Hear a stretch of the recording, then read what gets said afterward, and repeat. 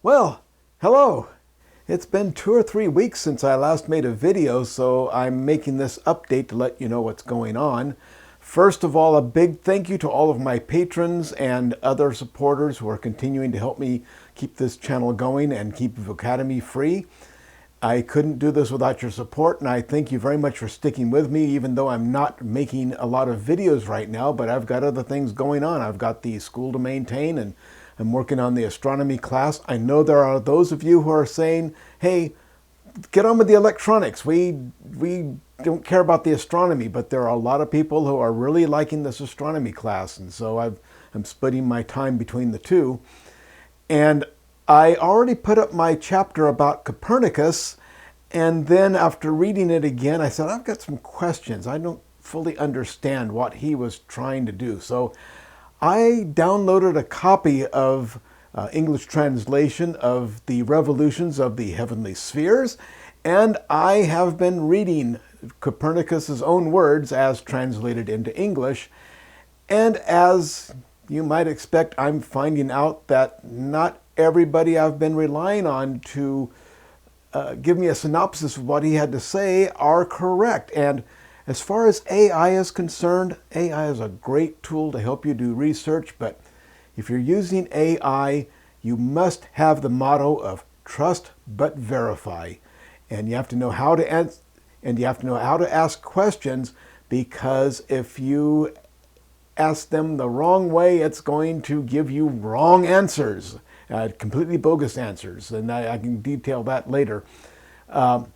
But anyway, I had to read the words myself and look at the diagrams and decipher exactly what he was saying, and I have completely rewritten the chapter on Copernicus. It's almost completely different from what it was before. Very little is the same, but I got it down of what Copernicus did, and hopefully didn't over-explain it and kept it short and concise, but showed what Nicholas Copernicus did in describing and mathematically modeling our solar system as we know it now. He did not discover that the sun was the center. That, if you've been following my astronomy class, you know that Aristarchus of Samos figured out the order of the solar system way back almost 300 BC. And so anyway, I've been working on that. It's been a really tough read. It's even though it's been translated to English, I have no chance of reading the Latin that it was written in. It's still very hard to decipher what he's trying to say, and I think I've got it all figured out, and I'm almost finished with that chapter. So that's where I've been there. So that's where I've been with that. At the same time, I was asked by my church to develop an emergency communication system that could be used in case the cell phones go down.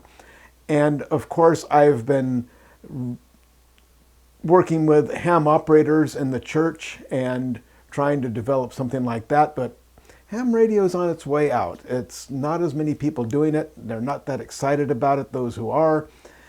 And we really don't have enough people to make a reliable emergency communication system in case cell phones do go down. And I've been hearing over the last couple of years, about this, something called LoRa. It's, that's an R, LoRa, for long range.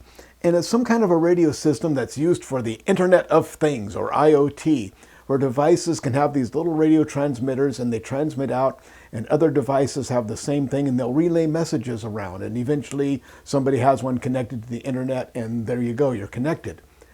And I've been looking into it and having a hard time finding useful information. Everything pretty much said you had to be able to program a microcomputer such as an Arduino or something like that. And that was looking a little more complex than I needed. And I looked for ready-to-go LoRa units, and they're around $100 a piece. And so I'm not going to get people to buy those, and don't even know what I'm going to do with them yet.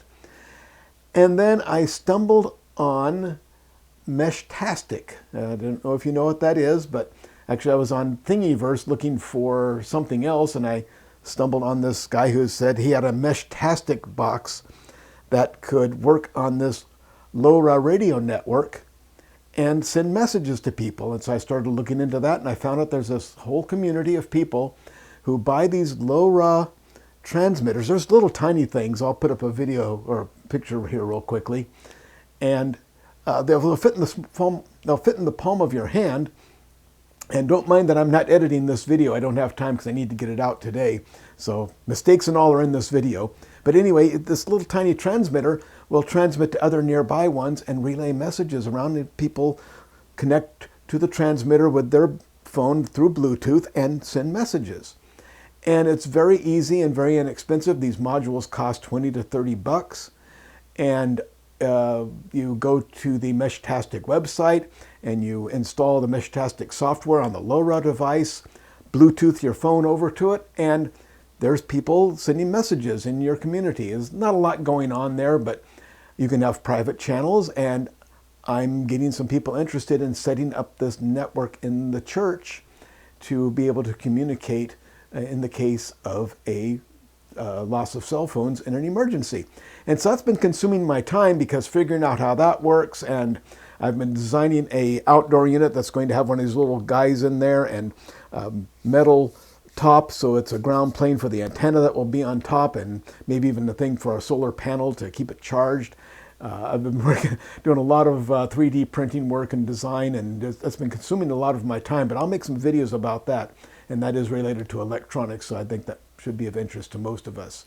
So there's where I've been, why I haven't made a lot of videos or any videos for the last 2 or 3 weeks, but I will be getting back down to it. And the reason I'm making this video today and I don't have time to edit is because I made the mistake of looking at Facebook. And here's this thing, I've been hearing about this, people have been asking me, hey, what about this comet that's coming? I said, what comet? I don't know anything about no comet. And so I'm looking on Facebook for something completely different, and here's this bright comet is going to light up the sky on October 21st. It's going to be closer than the moon, and it's going to be visible for months. And why is this off my radar? So I did some checking, and definitely, and turns out there's a comet out there. It is Comet Lemon, named after an observatory. I can't even spell today. Lemon. Obviously, the observatory is named after a person. The good old days of comets being named after people are over. It used to be that amateur and occasionally professional astronomers would discover comets and get them named after themselves. And maybe there still are, but there used to be amateur astronomers who spent night after night just combing the sky for a little fuzzy spot that didn't belong, because that was probably a comet. Get that telephoned or texted in to the right places, and if they're the first to say, I found this comet, they get their name on it. The first up to 3 people can get their names on a comet. So there's Kobayashi Burger Milan was a comet I remember, named after someone who worked for Sky and Telescope magazine. Kobayashi, Burger, and Milan all got their names on this one comet. We're talking about 30, 40, almost 50 years ago maybe.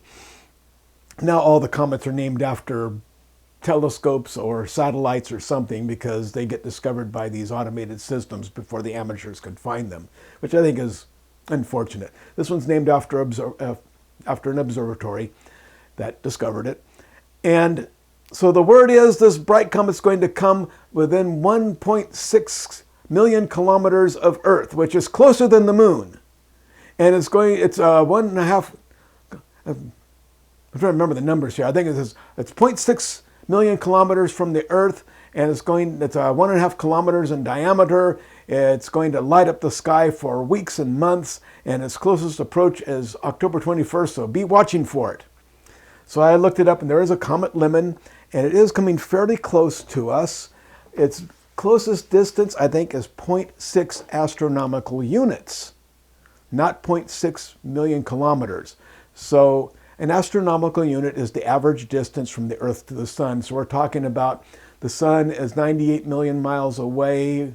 I unfortunately don't remember, I don't have that on the top of my head in kilometers, but it's 98 million miles away, so take 6/10 of that, and that's how close the comet's going to come to Earth. So here's the Sun, Venus, Mercury, Earth, Mars, and then Jupiter's way out there.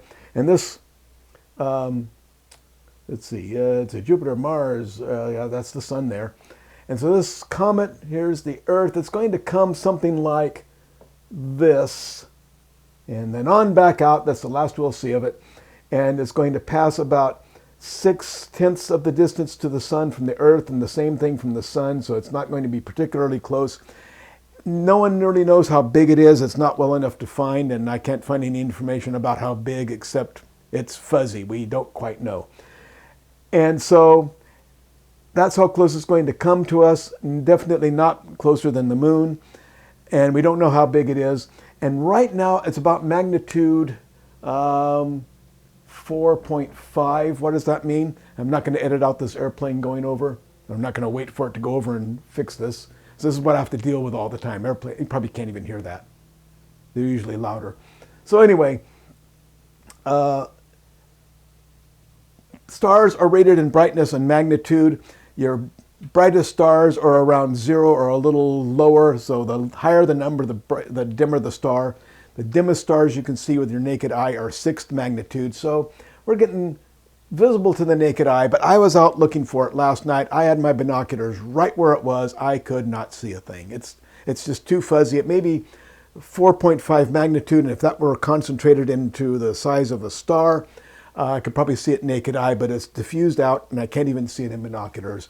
And what's the date today? It's the 18th, 19th. Today's the 20th, so tomorrow's the big day. It's supposed to be lighting up the sky.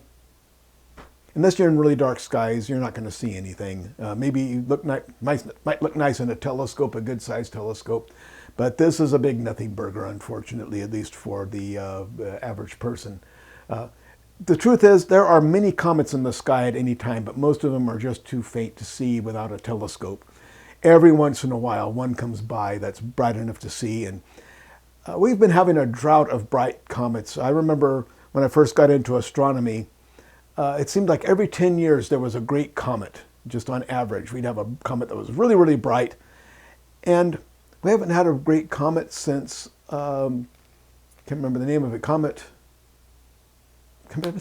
It came up, it was brilliant in the southern hemisphere, couldn't see it in the northern hemisphere. We had one that happened during the COVID, which got bright enough that if you got some dark skies, you could see the comet out there in the northwest sky.